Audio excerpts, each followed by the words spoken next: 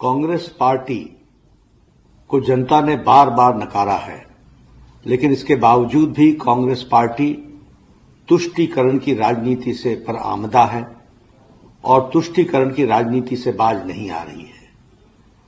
मैंने कांग्रेस के मैनिफेस्टो को देखा, मुझे आश्चर्य हुआ कि यह कांग्रेस पार्टी का मैनिफेस्टो है या मुस्लिम लीग का मैनिफेस्टो है। देश को बांटने के लिए और सत्ता को हथियाने के लिए कहां तक कांग्रेस पार्टी जा सकती है, इसका अंदाजा नहीं लगाया जा सकता। जिस मुस्लिम लीग ने 1929 में धर्म के आधार पर आरक्षण की बात कही थी, आज उसी बात को कांग्रेस पार्टी दोहरा रही है। यानी सत्ता की लोलुपता में, सत्ता के लालच में देश को कहां पहुंचाएगी कांग्रेस पार्टी, इसका अंदाजा लगाना भी मुश्किल है। आज माइनॉरिटी के लिए जिस तरीके से धर्म के आधार पर आरक्षण की बात हो रही है और जो 50% से अधिक आरक्षण की बात है, वो किसके लिए आरक्षण करने की बात कर रही है, कांग्रेस पार्टी को यह स्पष्ट करना पड़ेगा।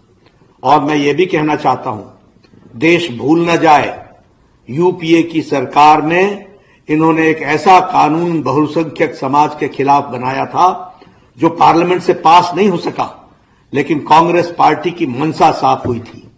ये मेजॉरिटिज्म के खिलाफ जिस तरीके की रणनीति और राजनीति कर रहे हैं और तुष्टीकरण की राजनीति कर रहे हैं, देश ने इनको माफ नहीं किया है और आगे भी माफ नहीं करेगी। ये चाहते हैं कि देश फट जाए, लेकिन इनकी सत्ता की भूख समाप्त न हो।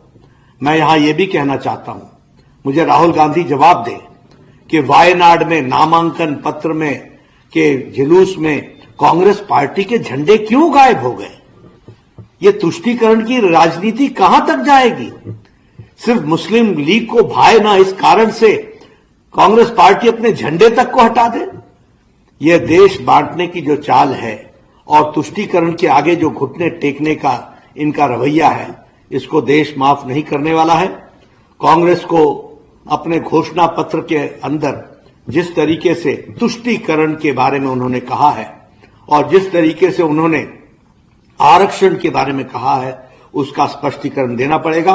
देश जान को बताना पड़ेगा कि देश में इस तरीके की राजनीति जो सत्ता के लोलुपता में आप एक समाज को बांटने का प्रयास कर रहे हो, उसको देश कदापि माफ नहीं करेगा।